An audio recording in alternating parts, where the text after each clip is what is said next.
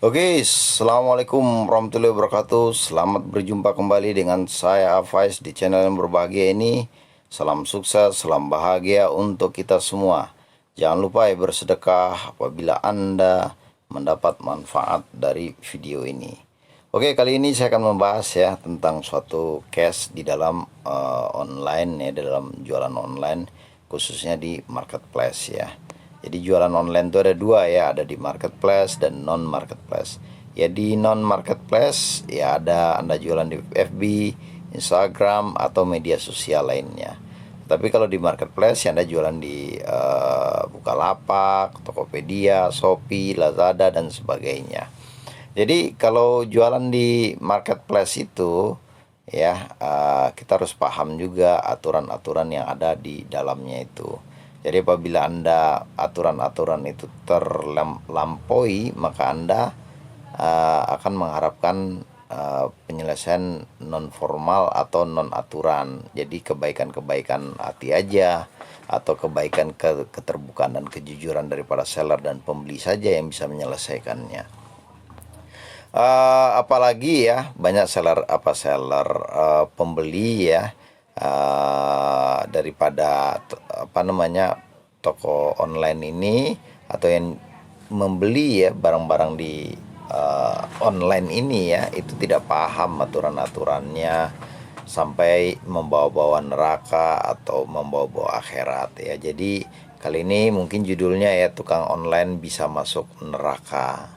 Ya, tukang online atau seller online bisa masuk neraka gara-gara jualan online.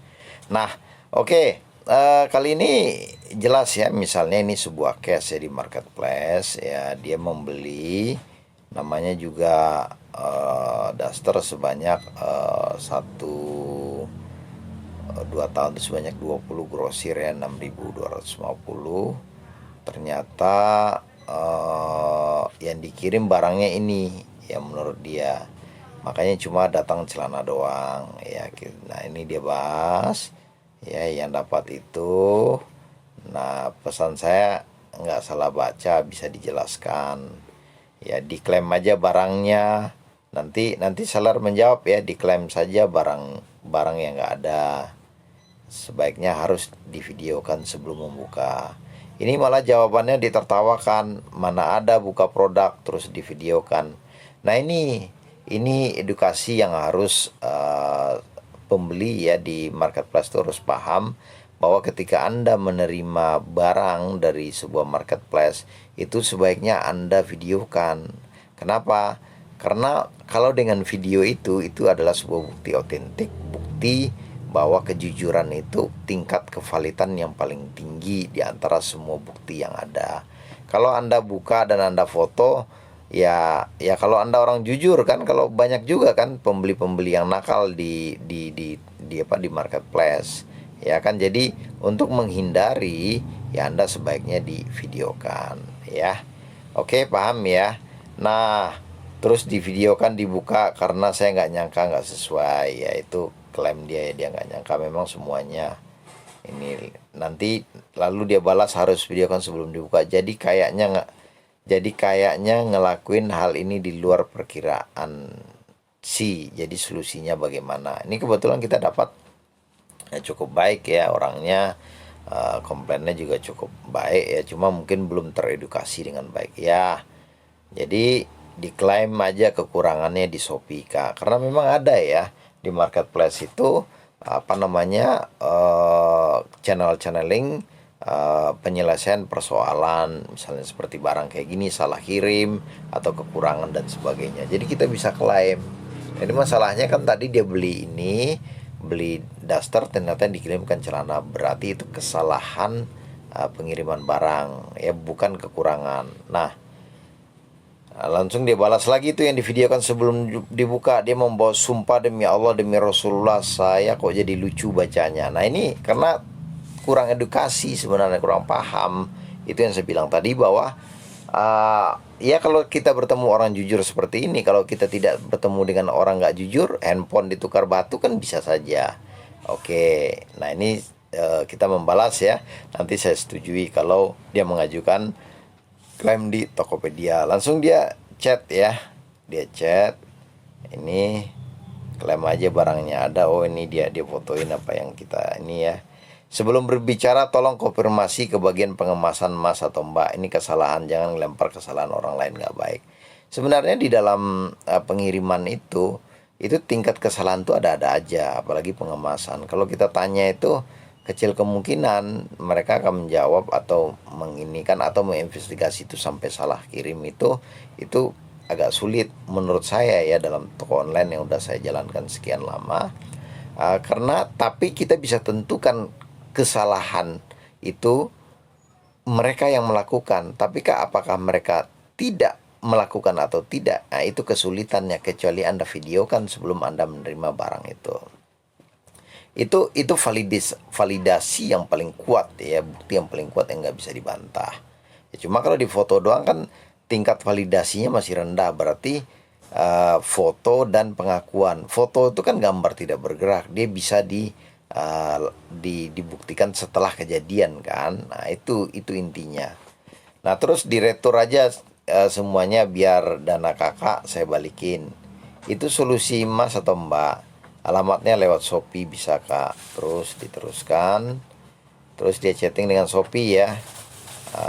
Jelas ini chattingannya dibantu, tidak kecewa aja kok bisa beli dikasih chat. Oh kakak, jika ada pertanyaan akhiri saja chat ini, jadi maaf kak. Itu status. Nah ini Shopee membalas ya, karena tidak bisa ya kak, karena status pesanan kakak, poinnya di sini ya, karena status pesanan kakak telah selesai dan kakak tidak bisa mengajukan kembalian barang. Jadi apabila dia masih dalam jangka waktu pengembalian barang, Anda gunakan mekanisme itu sehingga Anda tidak berhubungan langsung dengan seller ya. Tetapi Anda berhubungan dengan sistem, maksudnya berhubungan langsung untuk pengembalian ini akhirnya seller yang mentransfer, bukan by system oleh Shopee-nya. Oke, nah karena ini udah dijelaskan bahwa poinnya adalah seperti itu, maka ini ya, terima kasih sarannya, saya sudah coba, saya tidak menuntut lebih. Cuma saya Mbak tukang ngemas barang aja Mbak, nanti diminta pertanggungjawaban di akhirat. Ya Allah maha segala tahu. Ya benar bahwa segala perbuatan kita itu pada akhirnya akan dipertanggungjawabkan di akhirat oleh Allah. Ya tentu poin ini hanya berlaku untuk orang yang percaya akhirat. Tapi bagi yang tidak meyakinkan kan kita tidak bisa mengkasih sugesti ataupun klaim seperti ini ya. Nah ini maksud saya ya memang ini tingkat penyadaran diri, kesadaran yang paling tinggi ya. Ya bagus kalau memang tukang online itu orang yang paham agama, paham hak-haknya, sehingga dia agak selektif memakan hak-haknya itu. Allah Maha tahu segalanya, benar. Kalau kita sebagai muslim tentu kita percaya hal-hal seperti ini, dan kalaupun kita mau atau mempunyai kesadaran yang lebih terhadap ajaran-ajaran agama kita. Oke, pinta saya sangat mohon ke Mas lebih hati-hati menjaga amanah, semoga dipinta pertanggungjawaban di akhirat. Ya ini kan soal pertanggungan di akhirat. Memang cara berpikir Mbak ini kan memang cara berpikir yang akhirat ya. Yang apa-apa ujungnya dibawa ke akhirat, apa-apa dibawa ujungnya ke akhirat. Itu sebenarnya bagus ya, bahwa apa-apa dibawa ke akhirat itu bagus. Tetapi yang saya ingin edukasi kepada teman-teman sekalian bahwa dalam hidup ini ada aturan-aturan, ada challenge-challenge, yaitu yang kita gunakan dulu ya. Kita gunakan dulu itu sebaik-baiknya, kita manfaatkan, yang pada akhirnya ya setelah kita berusaha baru kita pasrahkan semuanya kepada Allah atau Tuhan Yang Maha Esa ya. Nah ini dia manggil, udah diretur pengembalian barang. Ini kan belum ada ya, kita cek ya ajuan pengembalian barang. Nah persepsi kami di sini kan masih pengembalian barang ya, ternyata udah lewat ya. Oke, kirim balik aja. Akhirnya saya baca ini, kita baca ya, kita baca ini ternyata memang status tidak bisa dikembalikan. Akhirnya persoalannya tuh solusinya lewat retur lewat retur seller langsung. Oke, kirim balik aja. Akhirnya kita menawarkan solusi kirim balik nomor rekening kakak, bisa ditransfer ya. Nah ini alamat pengembaliannya ya, ini dia kirim nomor akunnya dia. dan dia mengirimkan barang ya, nomor resinya udah, dia manggil lagi, dia grosir, oke nanti saya ganti, totalin aja sama rinciannya. Nah itu harga bajunya sekian, ongkirnya sekian, totalin aja kata kita 160.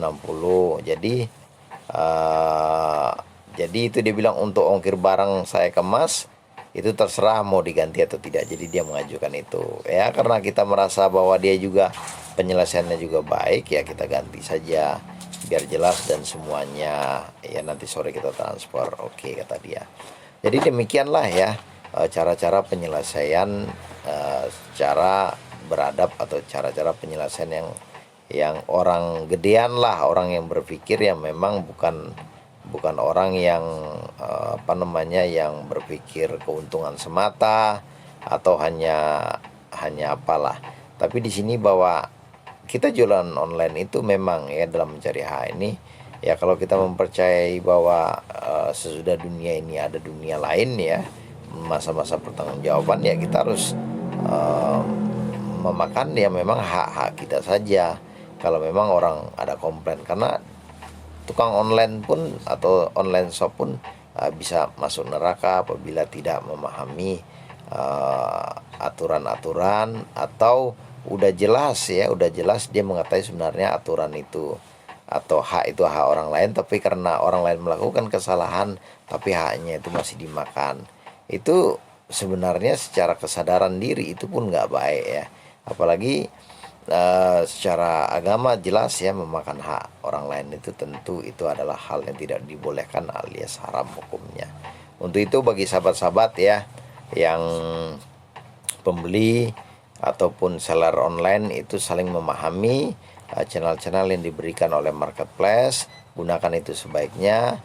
Apabila tidak tercapai solusinya di marketplace atau di luar ya, langsung antara seller dan pembeli, maka akhirnya ya bahwa itu adalah tergantung daripada kesadaran diri seller dan pembeli masing-masing.